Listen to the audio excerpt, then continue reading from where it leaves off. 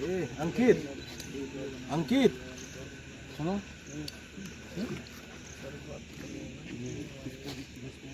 तीन तारीख को कहाँ गए? जी जी। अंकित अंकित सुनो।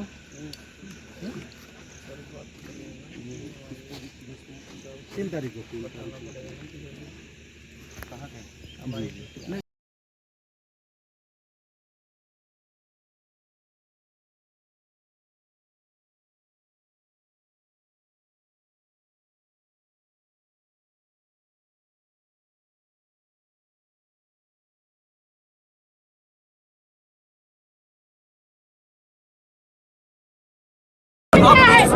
ये खिड़की तोड़वा दे, लेकिन नहीं तोड़वाई और उसके बाद कार्रवाई पहले आपने गर्मी लग रहा है बहुत तेज। और गिरफ्तारी के बाद ये खिड़की तोड़वा दे, लेकिन नहीं तोड़वाई और उसके बाद कार्रवाई पहले आपने गर्मी लग रहा है बहुत तेज। और गिरफ्तारी के बाद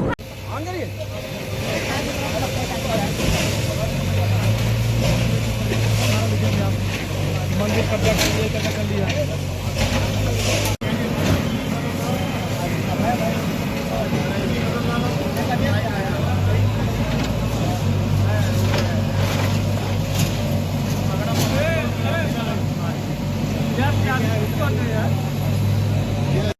आपको पूर्व में भी जानकारी दी गई थी कि जमालुद्दीन और छांगुर बाबा की गतिविधियों के संबंध में मुकदमा एटीएस में पंजीकृत किया गया था।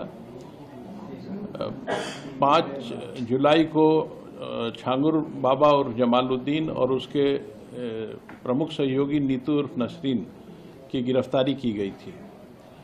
आज 7 दिवस का रिमांड यूपी एटीएस द्वारा इन्वेस्टिगेशन के दौरान इन दोनों मुख्य अभियुक्तों का लिया गया है। इनसे इस गैंग के सभी गतिविधियों, इनके मनी ट्रेल, इनके द्वारा अर्जित अवैध संपत्तियां इत्यादि की जानकारी की जाएगी। साथ ही संपूर्ण गैंग के नेटवर्क की जानकारी भी प्राप्त की जाएगी। इसके अलावा इस गैंग ने जहां जहां अवैध संपत्ति अर्जित की है, अवैध धन का इस्तेमाल करके, उन सभी की भी जानकारी की जाएगी तथा अवैध संपत्तियों को जब्तीकरण की कार्रवाई तथा उन्हें डिमोलिश करने की कार्रवाई भी की जाएगी। सर, क्या अभी तक जो जितनी भी आगे पहले जांच पड़ताल हुई है, क्या इस बात की कोई जानकारी अब तक कितने लोगों का अवैध धर्मांतरण कराया होगा, कितनी महिलाएं होंगी, कितने पुरुष होंगे, कोई आइडिया? इस संबंध में अभी कोई गैस करना उचित नहीं है, क्योंकि एटीएस इस पूरे प्रकरण की विस्तृत कि जमालुद्दीन और छांगुर बाबा की गतिविधियों के संबंध में मुकदमा एटीएस में पंजीकृत किया गया था। 5 जुलाई को छांगुर बाबा और जमालुद्दीन और उसके प्रमुख सहयोगी नीतू उर्फ नसरीन की गिरफ्तारी की गई थी। आज 7 दिवस का रिमांड यूपी एटीएस द्वारा इन्वेस्टिगेशन के दौरान इन दोनों मुख्य अभियुक्तों का लिया गया है। इनसे इस गैंग के सभी गतिविधियों, इनके मनी ट्रेल, इनके द्वारा अर्जित अवैध संपत्तियां इत्यादि की जानकारी की जाएगी। साथ ही संपूर्ण गैंग के नेटवर्क की जानकारी भी प्राप्त की जाएगी। इसके अलावा इस गैंग ने जहां जहां अवैध संपत्ति अर्जित की है, अवैध धन का इस्तेमाल करके, उन सभी की भी जानकारी की जाएगी तथा अवैध संपत्तियों को जब्तीकरण की कार्रवाई तथा उन्हें डिमोलिश करने की कार्रवाई भी की जाएगी। सर, क्या अभी तक जो जितनी भी आगे पहले जांच पड़ताल हुई है, क्या इस बात की कोई जानकारी अब तक कितने लोगों का अवैध धर्मांतरण कराया होगा, कितनी महिलाएं होंगी, कितने पुरुष होंगे, कोई आइडिया? इस संबंध में अभी कोई गैस करना उचित नहीं है, क्योंकि एटीएस इस पूरे प्रकरण की विस्तृत जानकारी कर रही है। उसमें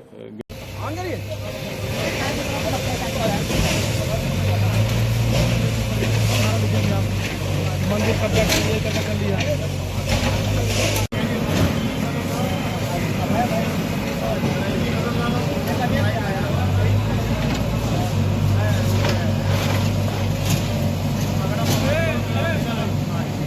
क्या आप इसको ये खिड़की तुड़वा दें, लेकिन तुड़वाई नहीं तुड़वाई और उसके बाद प्रशासन की कार्रवाई पहले आरोपी सलाहुद्दीन की धर्मांतरण आपने गर्मी लग रहा है बहुत तेज। और गिरफ्तारी के बाद आज दिनांक 9 जुलाई 2025 को थाना गुडुम्बा क्षेत्र में टेढ़ी पुलिया के पास शहजेब शकील नाम के एक व्यापारी जिनकी उम्र करीब 38 साल है और जो विकास नगर के रहने वाले थे, ये रियल एस्टेट का काम करते थे।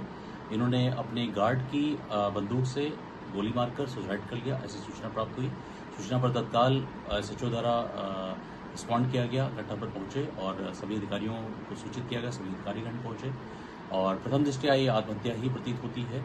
और इससे पहले मृतक सजीव की फेसबुक प्रोफाइल पर उन्होंने एक वीडियो अपलोड की जिसमें उन्होंने ऐसे ही डिप्रेशन में अपनी आर्थिक मंदी का कारण देते हुए आत्महत्या किए जाने की बात कही है और उस वीडियो का संज्ञान लिया जा रहा है। थारोली इसको इन्वेस्टिगेट किया जा रहा है और मृतक के परिजनों को इस घटना के बारे में सूचना दे दी गई थी।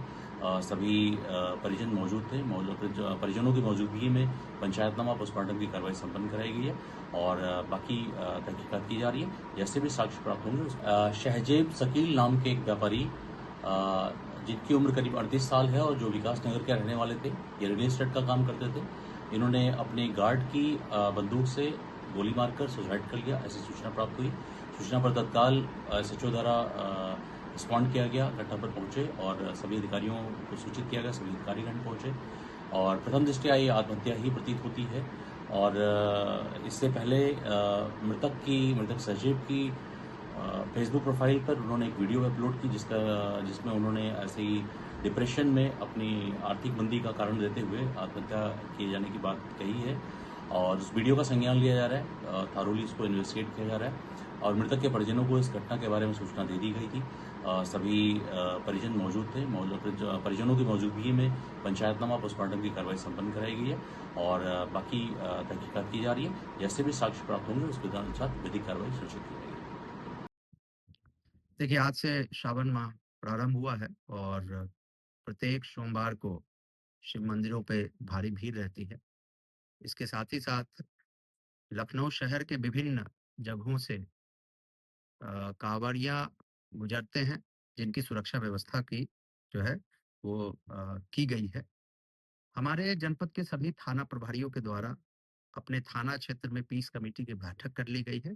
जितने भी कांवड़ समिति है उनके आयोजकों के साथ, जितने भंडारा समिति है उनके आयोजकों के साथ एक बैठक कर ली गई है ताकि समन्वय स्थापित हो जाए। साथ ही साथ जितने भी हमारे कांवड़ रूट हैं जो दूसरे जिलों से आकर और बाराबंकी की तरफ जाते हैं या कुछ हरदोई की तरफ जाते हैं, उन सभी रास्तों पर भी हमारी रूट की डिप्लॉयमेंट हो गई है फोर्स की। हमारे शहर में 3 प्रमुख मंदिर हैं जिसमें काफ़ी भीड़ रहती है। मनकामेश्वर मंदिर है जो हसनगंज में है, कोनेश्वर और बुद्धेश्वर मंदिर है जहाँ काफ़ी भीड़ होती है। इसके अलावा विभिन्न मंदिरों में भी भीड़ रहती है। हर एक थाना प्रभारी द्वारा प्रत्येक मंदिर पर ड्यूटी डिप्लॉयमेंट कर लिया गया है। जो मुख्य मंदिर है उस पे एक्स्ट्रा ड्यूटी का डिप्लॉयमेंट हम लोगों के द्वारा किया गया है।